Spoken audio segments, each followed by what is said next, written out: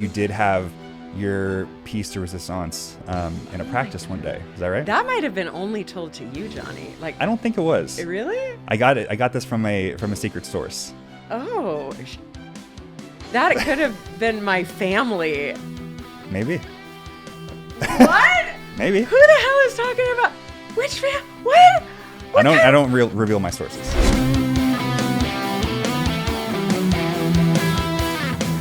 Amy. Hi. Welcome to the Athletics Check podcast. Oh my God, you too. Welcome to the Thank Athletics you. Check podcast. I am being welcomed into my own home at this point because I just bought it. This is episode 1. Yeah. This is the Athletics Check podcast. This is my mission is to unveil the multifaceted nature of everybody.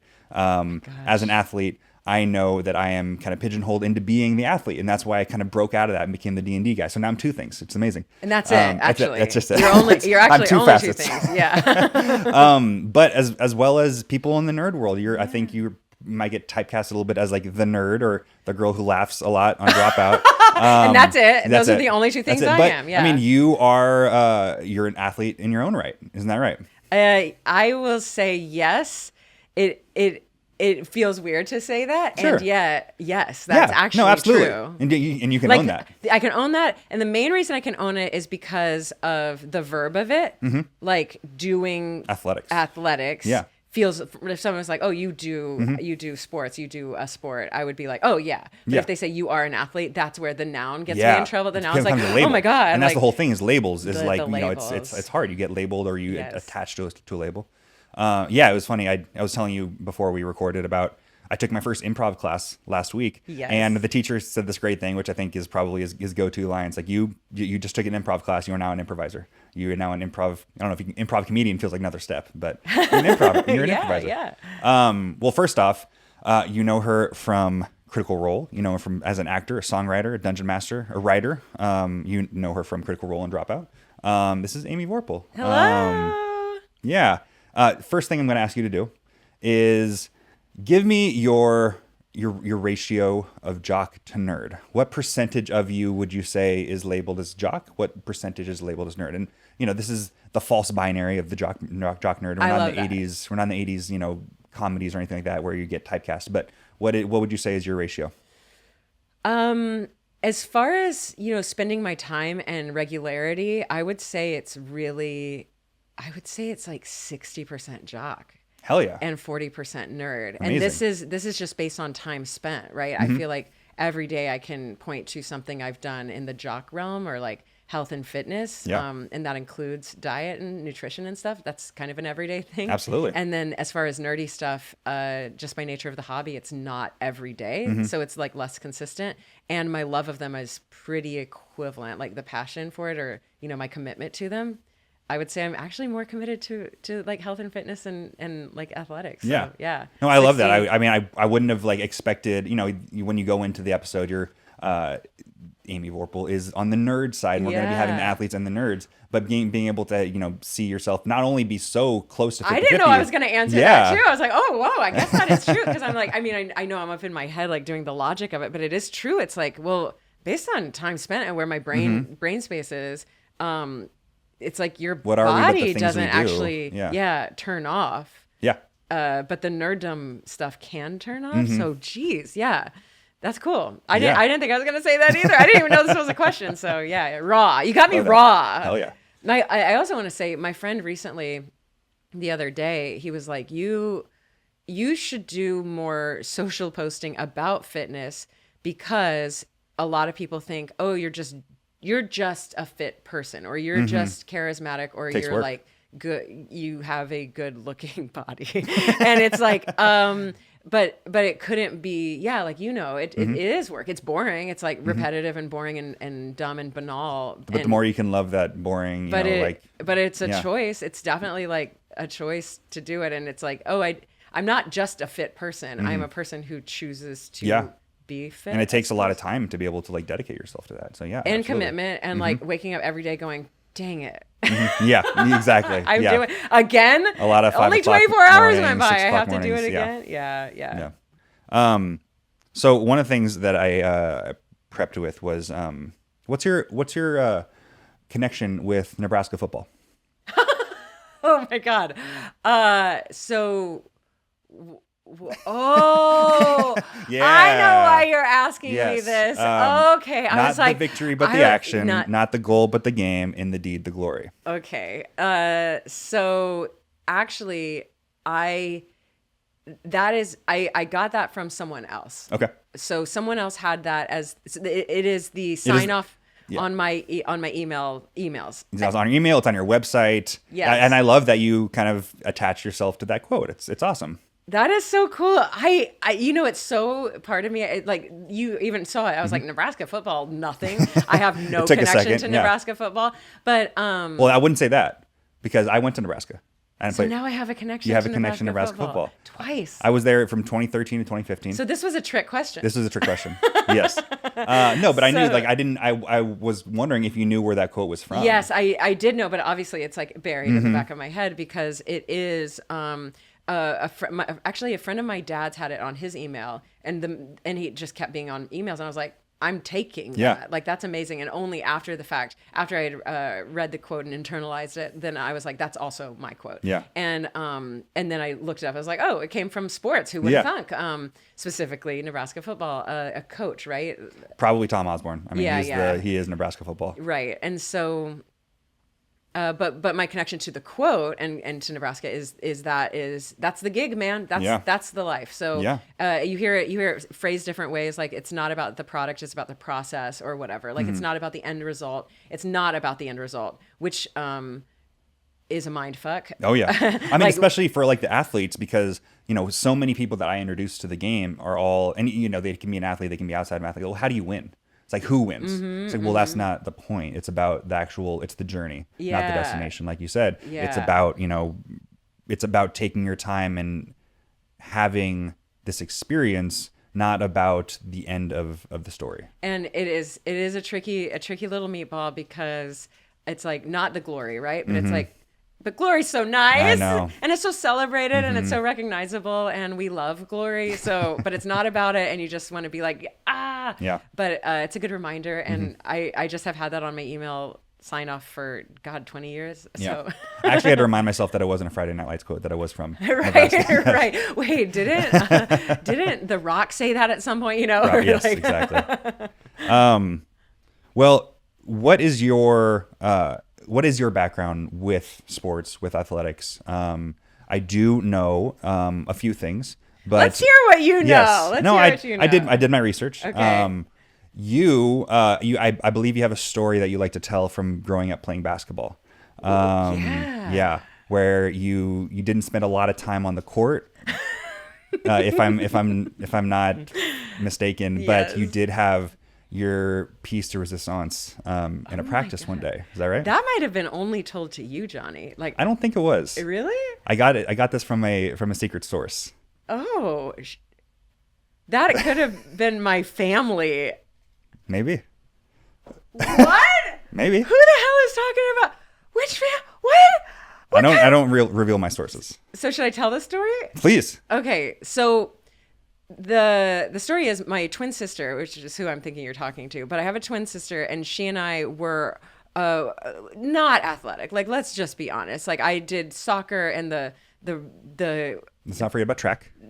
Oh yeah, God, yes, I did track. We were on the long distance running team, still run these days, and she and I did soccer, and it was, or did we both do? I definitely did soccer, and she did something else. I don't know. But the rule of the game was do not pass the ball to Amy. But my main job was to get the ball from the other team. Sure. So the long distance running came into play. Like they called me the mosquito because I was just annoying and like flying around the field. If the other team had the ball, no, they didn't for very long. Yeah. However, once That's how I got was on the ball, basketball court, because I'm just there for rebounds and defense. Yeah. I'm not. They don't put the ball in my hands to to score. Dribbling. It was like if I held onto the ball for a long time, no, I didn't. Right. Yeah. But I could get the ball from the other team and then get it out of my foot zone. Obviously, I've played soccer because of my technical lingo. But then she and I both were on the basketball team, and we did it because our friends were doing it. But we were trainers, which meant that we were in charge of doing the players' laundry. Oh, God. How old were you? We were in middle school. Okay. Yeah. So not And like when I think back to it, I'm like, God, the amount of self-confidence we just didn't have rough. that we were like, here, friend, here, I've got your water bottle filled up. More like, important player on the team than me. Yeah. Oh my God. That's And not my fun. mom had to call the athletics department and be like, you're counting this as PE, but they're doing laundry. Like they need some physical. So we did start actually not playing, but we got to practice more.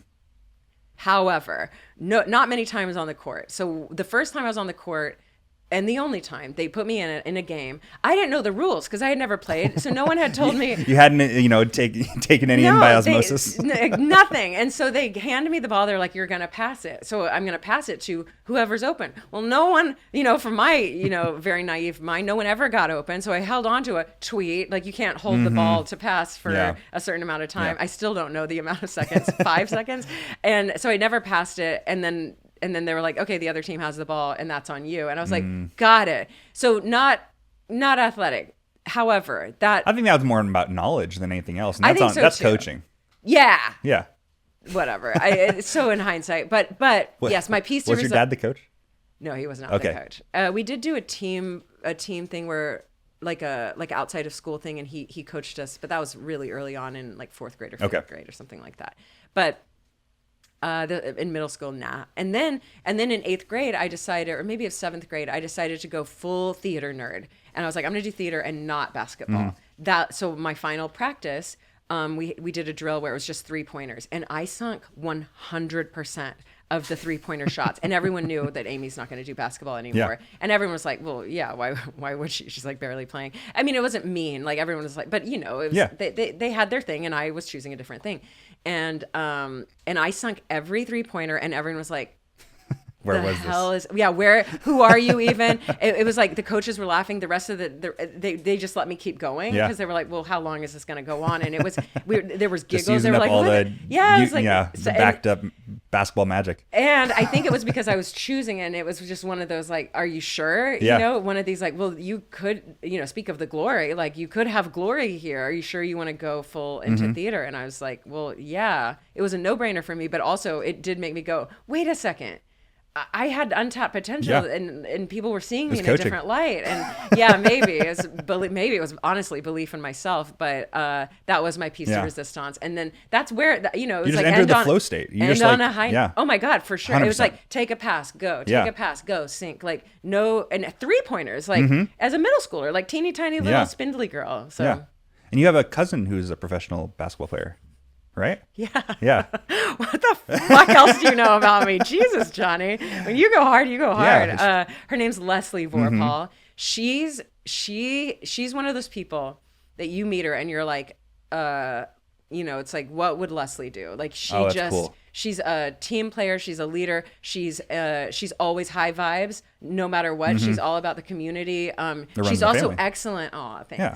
She's also excellent at playing the sport, and she works hard. She's on off season. She and I were comparing notes. I was like, how often do you practice? And she's like, every day I'm in 2-hour practice, one with this coach, one with that coach. Yeah. Always being, the right word is not surveilled, but like being surveilled / coach. Like, okay, now what? Now what are we doing? Tested, and doesn't take a day off and makes that part of her lifestyle and amidst the other things she's doing. So she's, and it's always, she's just high confidence, high vibes, very comfortable in her body, very comfortable around literally anyone. Big golden retriever energy and always down. That's awesome. So I love it's my favorite people to be around. Yes. There's so many athletes who, and I think it comes from just being at the top of the league.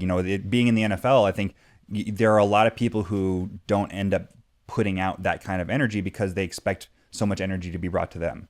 And it's a tough thing because I've gotten along with every single one of my teammates. There's not a single teammate that I didn't get along with. But it is a lot easier to be able to get along with some people than others just because of the matching energies. And it can be a hard thing. That's, a lot of the locker room is just finding out the people that you match with. And by all rights, she shouldn't be that, like just based on her height and everything. Like she is on the shorter side. She plays point guard.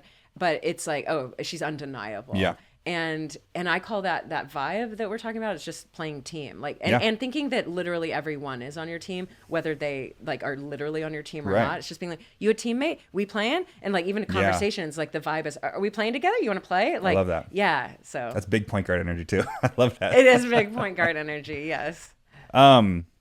So if anybody follows you on Instagram, you are big into Muay Thai now, am. right? Yeah. So yeah, it's been on and off. I would say I definitely started about a decade ago. Okay. And that was when I was full all in, like 4 or 5 times a week. Did that for 2.5 years. Got really into it. It was my favorite sport. At the time I got into it, I was looking for structure. That was when I kind of began working, I would say, full time in the entertainment industry, where that just meant gigging. So there was no real structure. It was like, well, I audition when they tell me to, and I gig when I book it. But my days were like chaotic in that I missed having a structure of a job. And so I was looking for structure, and I was like, well, the best way to do it, I always have been enthusiastic about just personally my fitness, whether it was athletics or whatever, just my health. And I was like, well, yeah, I'll join a class. So first up, I chose yoga. I went to yoga classes. That's not for me because I like sweating, and I like knowing that I'm going to Have you tried sweat. hot yoga?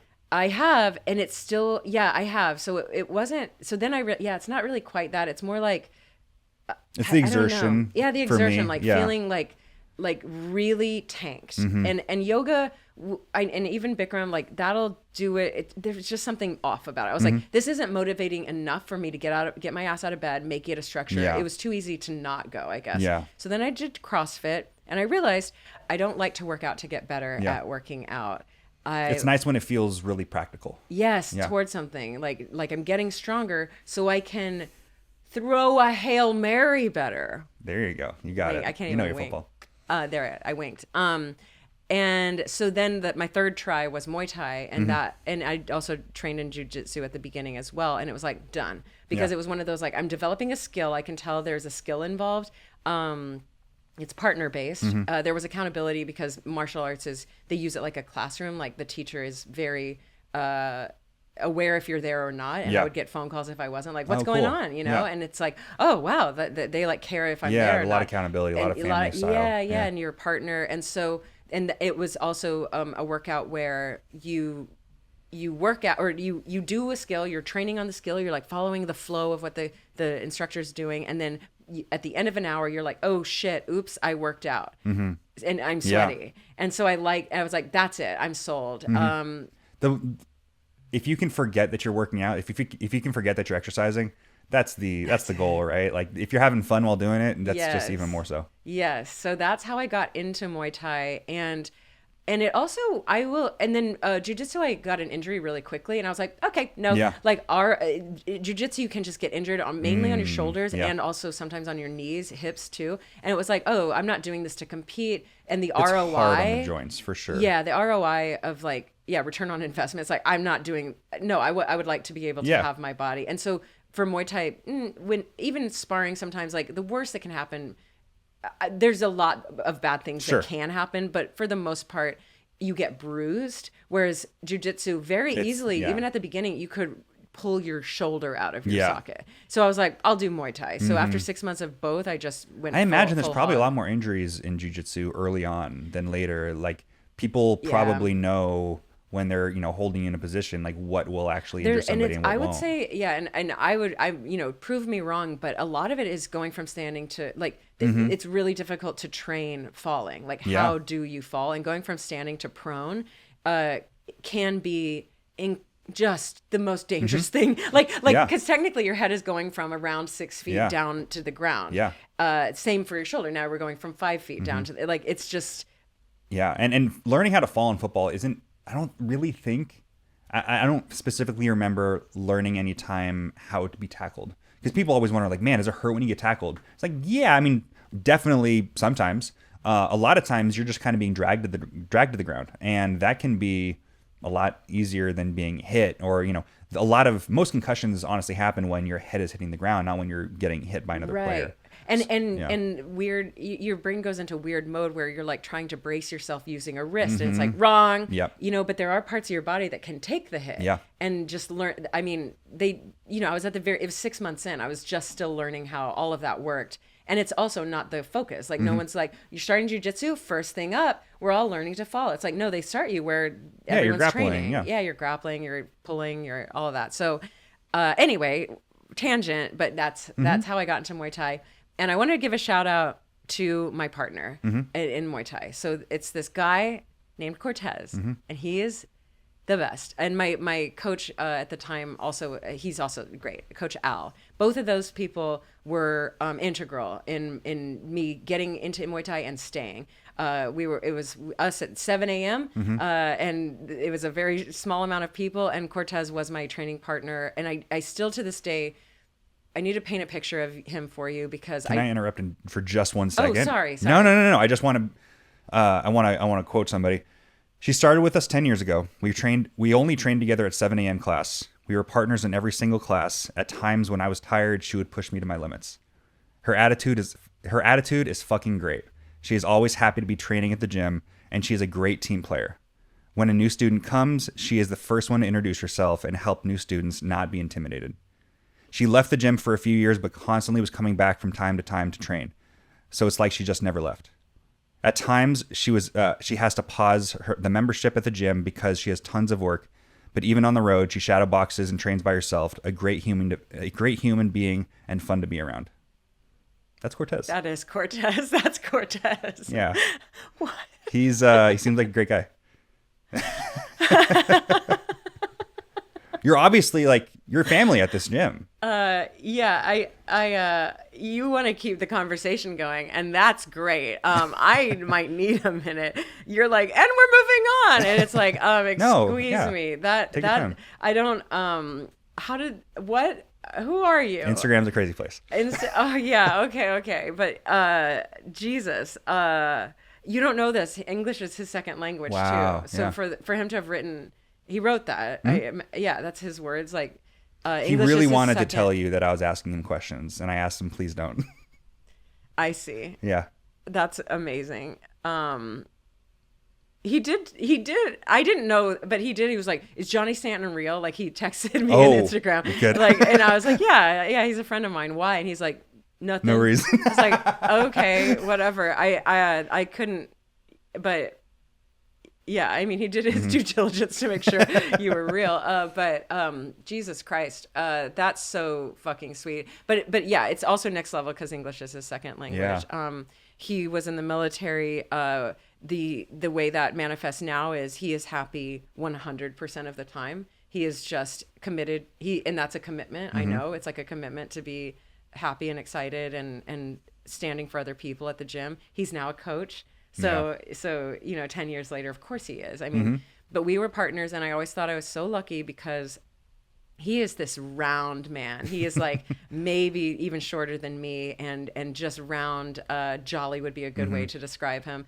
Fierce, like the stamina of a beast, man. Like and hard hitting, and just don't mess around with him, and yet. Smiling and laughing the whole time he's beating the shit out of you and encouraging you to do the same, sometimes even like wanting you to hit him. And I got so lucky with him as a training partner, and I never knew why. I didn't want to question it because I thought, if you overthink this, one of us is getting the short end of the stick, and that's you. Like you're getting a gangly little like partner while I'm getting this beast of a training partner. So, and over the years, like they did move gyms, and I just followed them. I just followed Coach Allen and Cortez. But yeah, I have a lot. So obviously you're like stuck with Muay Thai now, but why Muay Thai to begin with? I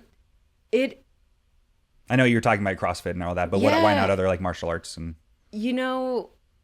I think it wound up being a little bit coincidence, a little by chance. I also do some like at home workouts, and the ones that I stuck with were HIIT stuff, as well as with a vibe of kind of dancing, I guess, cool. which is like kickboxing just by yourself, and you have your hand weights and you go. And I think that combination of just having done that together just made sense for my body. And what I was going to say at the beginning when you were like, are you athletic or are you an athlete? in Muay Thai was the first time someone said, well, you're like a coach, Crew John, he goes, well, you're obviously athletic. And I went, wait. That's cool. I've never been called athletic, much less obviously. Like, what are you talking about? And that was about 10 years ago. And it was the first time someone had literally voiced that I'm athletic. And it meant a lot to me. And so I think it was, like a chance. And then I fell in love with it. One thing I'll say, like, to martial arts, when people are like, oh, I don't know, what kind of workout should I do? I'm like, pick any martial arts because of the accountability, the one-on-one, the partner, and because you can see your growth and because your growth almost doesn't matter. So more with the Nebraska saying, like, not the game, not the glory, but the game. Like, it's very much, it's you versus you. That's it. And the fact of you showing up equals results. That's it. No, I imagine that's what having the same training partner will do for you. Like, you're increasing probably at a very similar rate, and it's even hard to tell that you're increasing your skill level because they're getting just as good as you are, and you realize, like, oh, well, now I'm purple rank. Yeah, exactly. And it also is so it's when you Muay Thai specifically and other martial arts, you're getting very physically intimate. You're both sweating all over each other, exchanging bodily fluids. It's just like dating. But seriously, like there's some like intimacy required that you can't, it's like playing D&D. Like you can't leave a session or a game or a training and not feel like, oh, I would die for this person. Yeah. Like I really have on some level fallen in love with you. Right. Yeah. I love that. Yeah. This episode is brought to you by Hero Forge Custom Miniatures. Hero Forge is a free-to-use online character design application. That basically means if you want to play a TTRPG and you want to have a 3D printed miniature of your character, Hero Forge is the place to go. You can print them at home, you can print them there, and they will ship them to you. They are always incredibly crafted and designed, and the print process is so exact. It's really impressive. Every time I get to see one of these miniatures, their character design and customization is second to none. You get to 3D model your mini right there on screen, and you can see it as it real time. Updates to any kind of customization you want. Their facial customization is super impressive. Make sure that you go to heroforge.com to design your custom miniature today, and always check back regularly because they always come back with the coolest updates. They have new content every week, whether it's a new piece of clothing, a new race, whatever you can imagine, you can make it on heroforge.com. So go to heroforge.com today to start designing your own custom miniature. What's up, guys? It's Johnny again. I just wanted to thank you for listening and to encourage you to join our Patreon at patreon.com/athletics-check-pod. You'll have access to all of the little mini adventures that I run for each and every guest. This is about 10 to 15 minutes where I run them through a short TTRPG adventure. And for a lot of these people, especially the athletes, it's their first time running a game like this. So it's my honor to get to be their very first game master. At the higher tiers, you get access to having your name shouted out at the end of an episode, or even getting the opportunity to play in a bi-monthly TTRPG game with me or my co-host Travis Reeves. If you're interested in any of that, please go to athletics-check-pod.com or to patreon.com/athletics-check-pod. Hope you guys are enjoying the show. Let's get back to the action. I have another few messages. I bet you do. Yeah. All right. I think this is the last one. Cry? No, Like, I think this is again? the last one. She's progressed to purple rank. She's definitely gotten a lot tougher and will match the power to the person she's going with. Her cardio has definitely gotten better too. She's always a joy to train with, always in a good mood, a fun training partner. So I know that she's been training under Crew Al for a while, probably over 5 years. I think it was a slow start. It didn't start training at this gym until after the COVID shutdown, and she has been training with them longer. I'm not sure what that last part was, but that was from Tiga. Tiga! I knew it! I was going to say this freaking Tiga! Yeah. How the hell? Johnny! Okay, I have a story about Tiga, too. So she's the fiercest fierce mofo. Like, I believe it. She's the lady who, like, when there's a... sorry, I'm like so out of my mind right now that you have done this, and it means so much to me. But when the coach is doing demonstrations, Tiga's the demonstrator. Cool. She is the tiny. It couldn't be more different from Cortez, by the way. Tiny, little, and then also fierce as fuck. Sure. Can take a hit, can give a hit. I've trained with her, and it's like, Jesus, can we? Like, are you mad at me? Do you want to talk about it? So she she's the one, right? Yeah. She's the one in the gym. And it's like, for me, especially to have a woman in that position, that is so respected by everyone, both men and women and just people. It's wild. Talk about a team player. Talk about, like, she takes it seriously, and you can tell, and has fun. She giggles too. But there was one day when I walked into the gym and she just out of nowhere tapped gloves with me and was like, "You're my partner today." And I was like, this can't be happening. Yeah. I've been chosen. It felt so good. It felt like I've made it. I'm part of this gym. There's no one could, and we were the demonstrators then, because she had chosen me as a partner. So we got to That's a big commitment. We got to be like doing the combination for everybody. And it was just, so I can't believe you reached out to Tiga. Yeah. Well, you obviously have like a similar standing now at this gym if you're going to be the person who's giving the example and somebody that new people can look to. Like, just like, you know, Cortez said, like, you're the person who comes up and introduces themselves and makes people feel at home. That's true. And being there for a decade is like, that's huge. Yeah, that's true. And people, you know, they leave, come back. And so it's always really nice. It does feel like coming home. And it's like, whoa, you're back? Okay, cool. And they're like, whoa, you're back? And I'm like, yeah, like it's just, is this a weekly commitment? Is this multiple times a week? When I do it, I definitely do at least twice a week now. Yeah. So not as intense as I did before, but yeah, at least twice a week. And then I do my other stuff at home. Just the one thing I will say is that with the Muay Thai, they are classes, so they are at rigid time slots, and so you find what works in your schedule. But I do make it a commitment to go at least twice a week. Also, because you're paying for it, so it's like you better make that work for you. Yeah. You're paying for the gym membership. No, if you're not paying for a workout, I think you don't get what you could out of it. If it's something that you're it turns it from it makes it a commitment. Yeah. You actually go through them like, I'm freaking paying for this. I'm going to make them work for my money, exactly. which is really just making you work for your money. But yeah, you gotta. Yeah, sometimes you need that external motivation. Well, in martial arts, a lot of fighters. I'm shaking.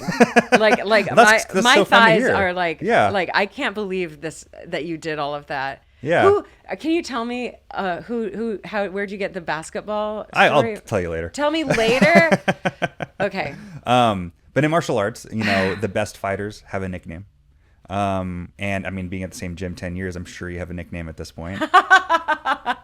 Yes, I do. And it is not what you think. I think it is exactly what I think, but I want to hear you tell the story. Leprechaun? Yep. That's Cortez, by the way. That was Tiga.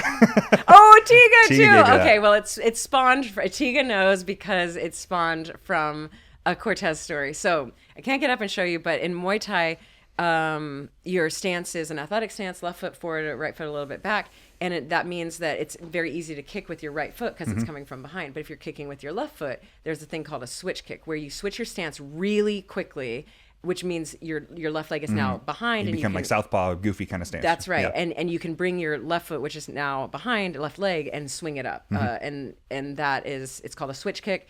And it's just your lead leg goes back real quick so you can swing it up.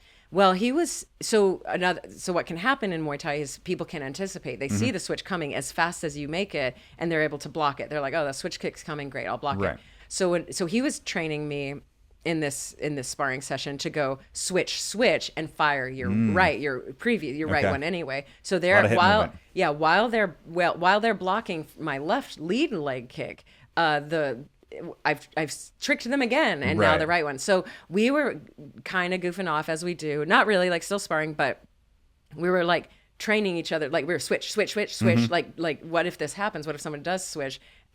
Be ready for the real one. Like while we're trying to fake each other out. Well, this guy, he starts bouncing like that, and I just go, man, you look like a leprechaun. Like it's like Heidi, die, and like he's just going, and so he starts calling me leprechaun because like he's gonna let me get away with that, and then from then on, every time he comes in, he's like.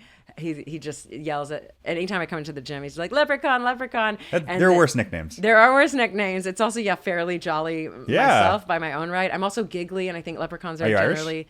I'm not Irish. Oh, okay. I'm very German and Czech. But so Tiga started calling me that. I was like, you don't even know why you're calling me that. And I told her the story. And she and Cortez train now together all the time.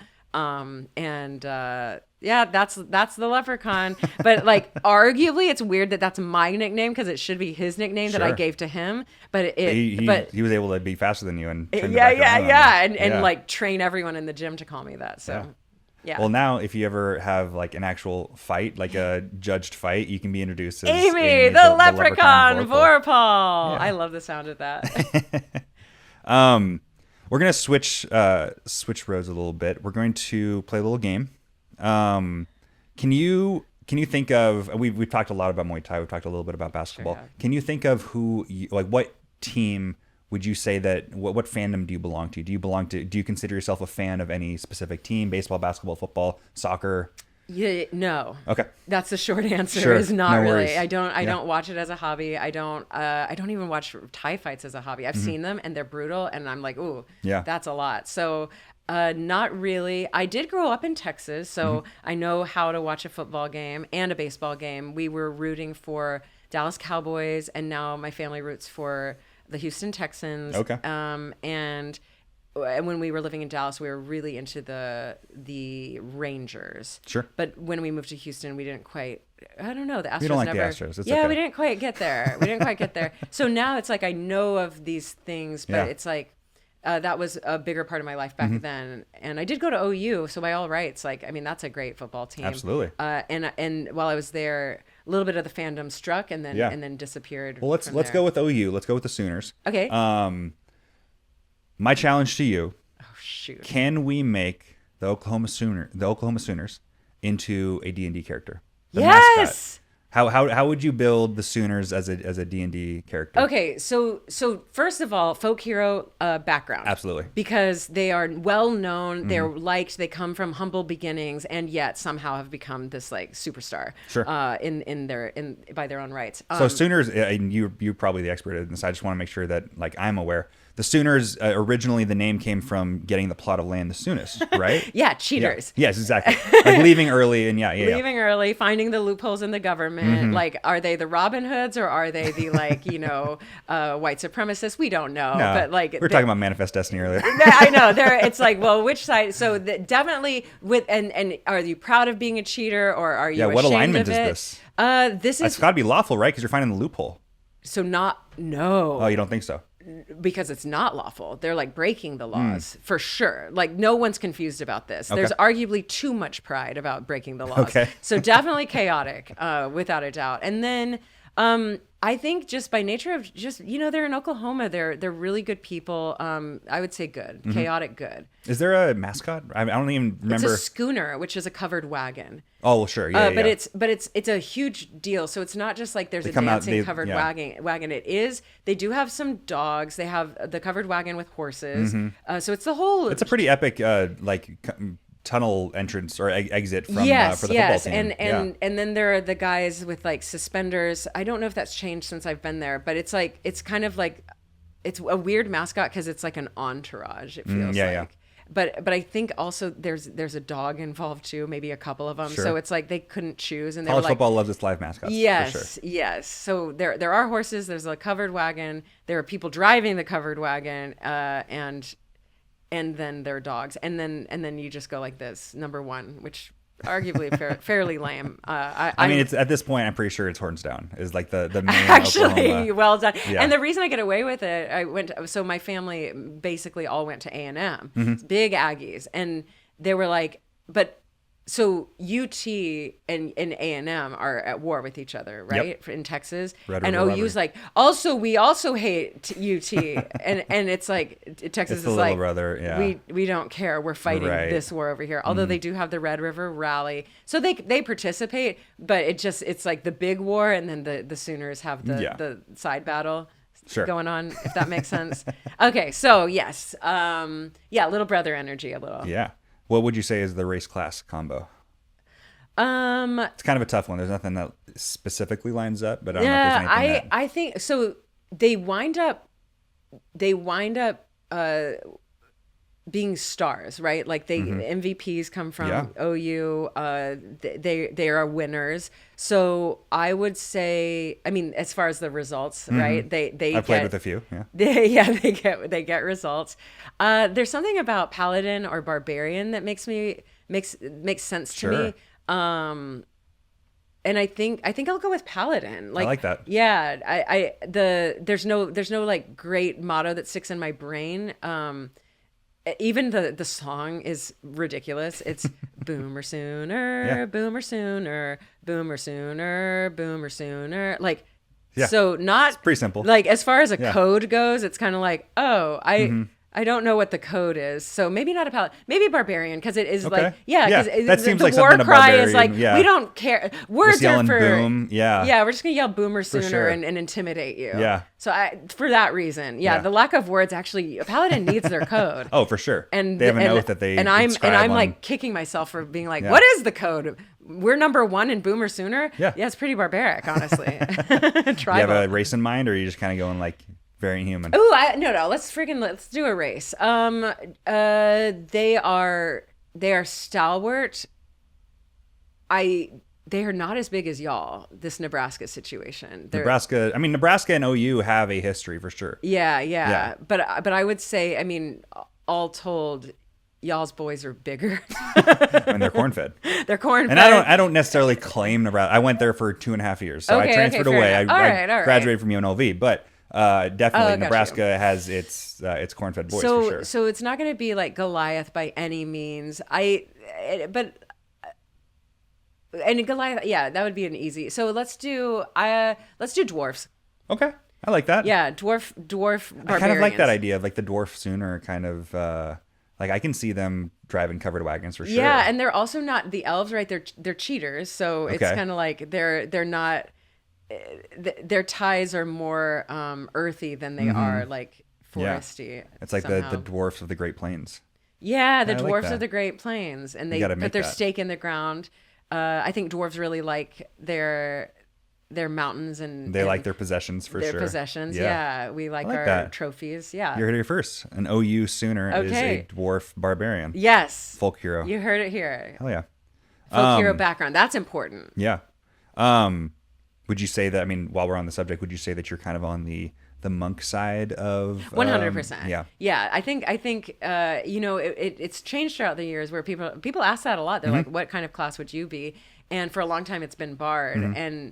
And I think I have ranks in bard for sure. And then I've also got ranks in monk, and that is strictly from martial arts. But more than martial arts, what I love when people dive into the philosophy behind monkdom, which is your inner spirituality pertaining to your body. Like mental health is physical health and vice versa. Yeah. And your heart and your mind are all That's one. something that definitely gets forgotten kind of Yeah. in the monk aspect is the wisdom side. Really, mindset, people yeah. really push into the dexterity side. It's the Yes. meditation. It's all, I think Paladin ends up getting a little bit more of that. It's like, this is, monk is also a scholar. It's also somebody who is well trained and so much more cerebral. Yes, Yeah. yes, it can be. I think you have your option, but sure.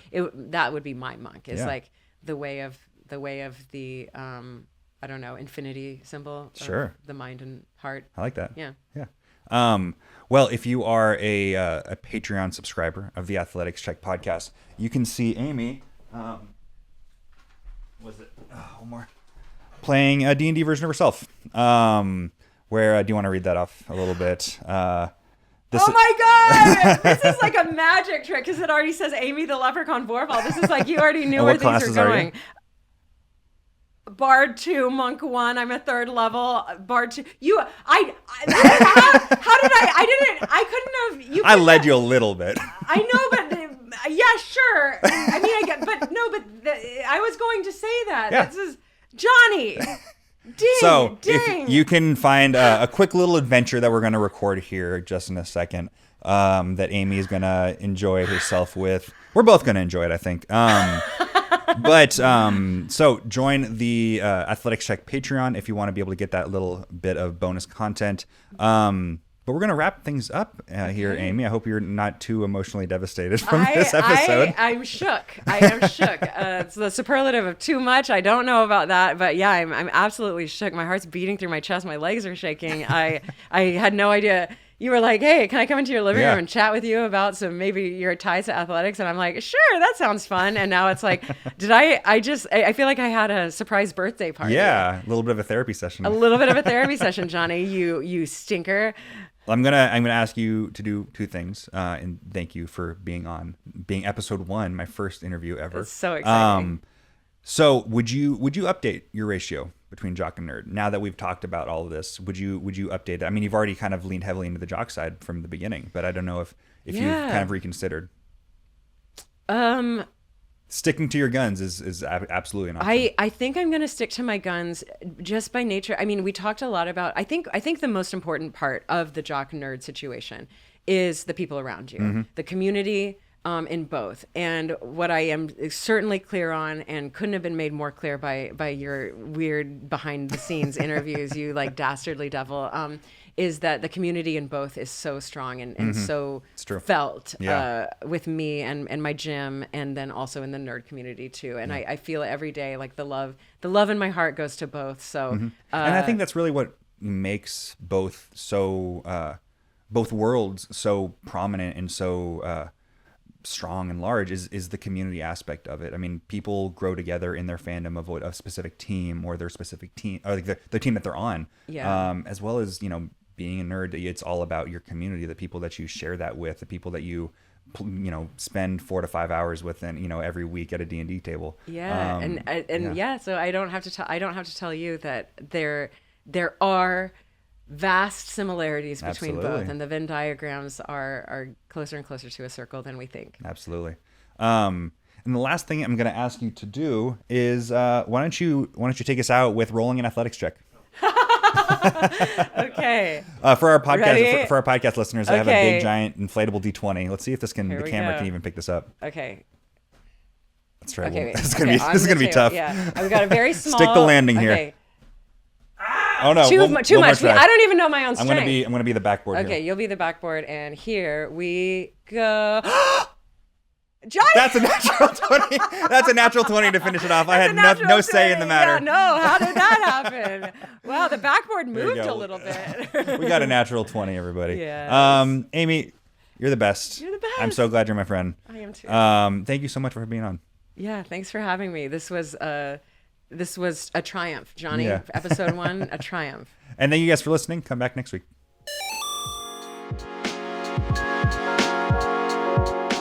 All right, thanks for listening, everyone. If you enjoyed the show, please take a moment to rate it and leave us a review. You can find us on YouTube, Apple Podcasts, Spotify, and everywhere else podcasts can be found. Don't forget, we do have a Patreon in which we talk to each of our guests about playing Dungeons & Dragons, and I run them a little adventure. I hope you guys do enjoy that if you are a Patreon subscriber. Audio editing and music by the incredible co-host Travis Reeves. Video production and editing by Frank Janisch. And I'm your host, Johnny Stanton IV. To find out more about what I do, check out my website, stantoniv.com. This has been an effin' funny production. We'll catch you next time, but until then, can you roll me an athletics check?